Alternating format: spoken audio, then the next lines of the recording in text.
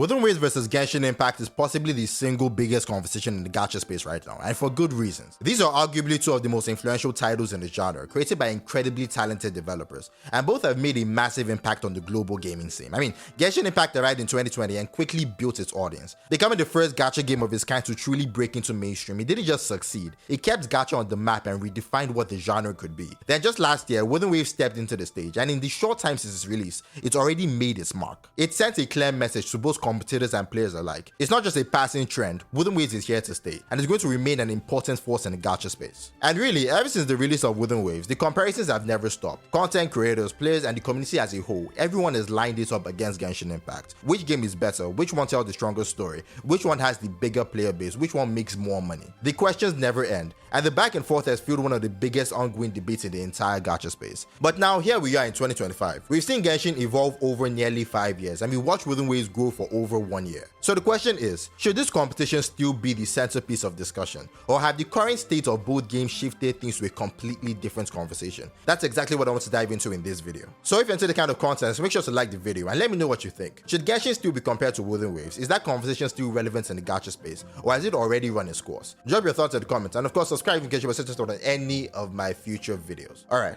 let's get into it. See, with the release of Nordcry, we've seen an undeniable tonal shift in Genshin Impact. The way players and the community interact with the game has noticeably changed. Where the conversation used to be filled with negativity and constant criticism, now it's leaning towards something far more positive. And that's not an accident. Nordcry itself has played a huge role in this. This update feels like a turning point, almost as if Genshin decided to reinvent itself. It's a drastic change in tone, presentation, and overall direction. And honestly, this is a very good thing for Genshin Impact. Now, if this were just another Wuthering Waves versus Genshin Impact video, this is where I'd give Genshin Impact a point and then move on to the next category. But that's not what we're doing today. We're not simply comparing these two games, we're asking a bigger question. Are they even worth comparing in the first place? And to answer this, we can't just look at their current states, we can't even just look at their history. We need to look at everything surrounding them, because here's the truth. While both of these games have given us incredible moments, both of these games have also let us down. Whether it's in disappointing patches, questionable quality of life choices, underwhelming anniversaries, uneven storytelling, or even gameplay issues, the highs and lows are there for both. So the real measure isn't about tallying points, it's about asking, how are both developers handling this situation, the good and the bad? Because ultimately, the way each studio responds tell us more than any single moment in the game itself. And since Genshin Impact is currently celebrating its 5th anniversary, I think the title of anniversary is the perfect place to start. The reward this year is honestly pretty solid, a free 5-star selector and nearly 20 polls. That's no small thing either. I mean, if you're a Genshin player right now, you're eating really good. And when you stack that against what Wuthering Waves got for their anniversary this year, it is not even close. But here's the thing, we are not here to compare numbers. Because the truth is, Genshin hasn't always nailed its anniversary either. In fact, there were times when its anniversary rewards were considered downright terrible. And that's where the real question comes in. Both of these games have had rough anniversaries. So the more important point isn't what they give, but rather how they handle this during and after the fact. Now, I know there's some exceptions, but I like to believe that most players don't actually care that much about the specific anniversary rewards. Sure, a free 5-star selector would be great, and extra polls are always welcome. But when it comes to anniversaries, it's not the items that really count, it's the meaning behind them. It's less about the Primo Gems or Astrites, and it's more about the statements it makes. We care about our community, and we appreciate you for playing. And that's exactly why Wuthering Waves anniversary hit so hard. Coming from a developer that has shown so much love for its players in the months leading up to it, expectations were sky high. Everyone thought this anniversary would be phenomenal, a true moment of appreciation, but instead, it fell flat.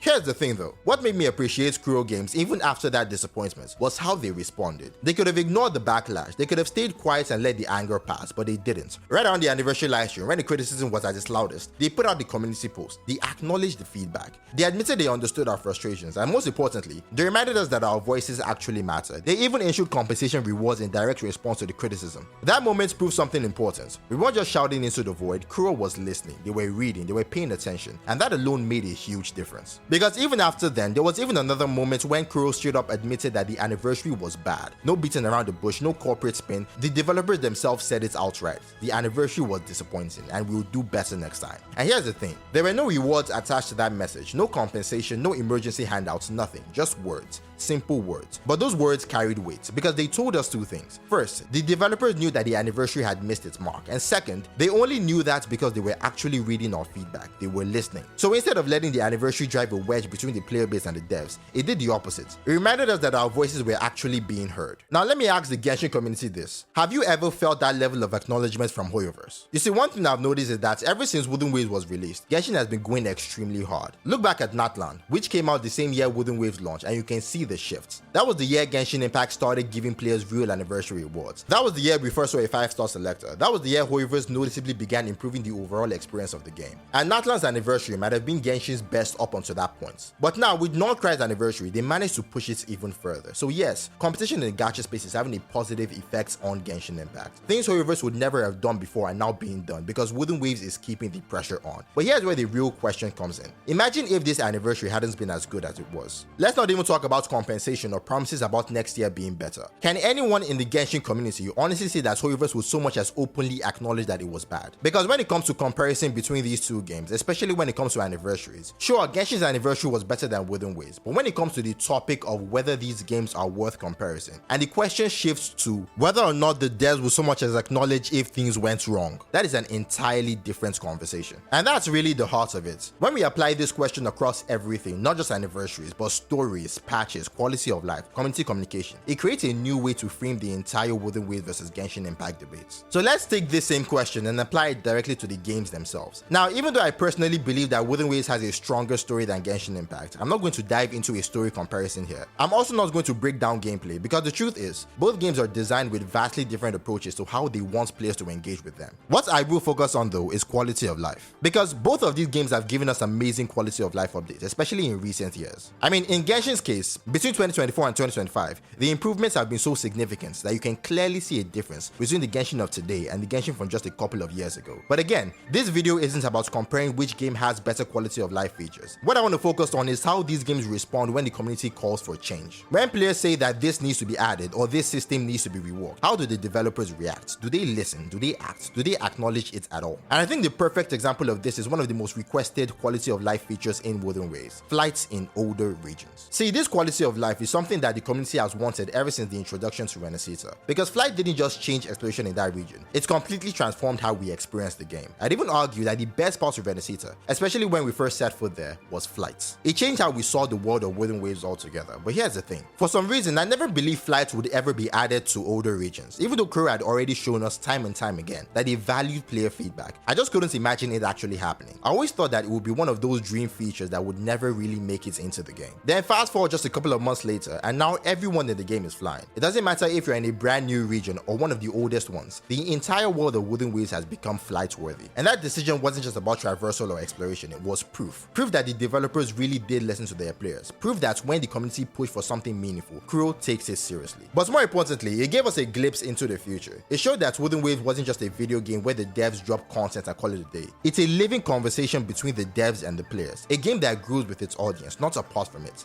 And that kind of trust is what makes the future of Wuthering Waves feel secure. And now, in Genshin's case, just like in Wuthering Waves, we've seen a lot of quality of life updates over the years. Some we didn't ask for, some we really wanted. But let's talk about one request that has been around since the very beginning: the skip button. And I will never stop bringing this up, because no matter how many updates Genshin gets, no matter how many new regions, characters, or quality of life features they add, the absence of a skip button is the constant reminder that the future of Genshin Impact simply doesn't revolve around its player base. And it's not just the fact that the skip button hasn't been added, it's that we've never been given a reason why, not once. And to make it worse, there have even been moments where players were led to believe that certain features were a skip button, only to find out that they weren't. At the end of the day, this shows us that every quality of life feature in Genshin wasn't added because players asked for it. They were added because the developers themselves decided that it was necessary at that particular moment. And the skip button is the ultimate proof, because here we are in 2025, years into Genshin's lifespan, and there is still no skip button. And I really want you to think about this. Even though I said I wouldn't talk about the story, let's bring it in for just a second. Think about the story, the characters, the entire experience of these games, and hold two questions in your mind. If something you love in these games suddenly became bad in the future, whether it's a character, a writing, or a gameplay system, which game will give you the assurance that your complaints, your discussions, your feedback will actually lead to change? Which game would show growth and which one would stay stagnant? Now also think about the features that still haven't been implemented in both Genshin Impact and Wuthering Waves. What does it say about the developers, about how much they value the community? Because when you step back and really ask those questions, the whole debate about whether comparing these two games is even worth it becomes much clearer. So should Wuthering Waves and Genshin Impact even be compared?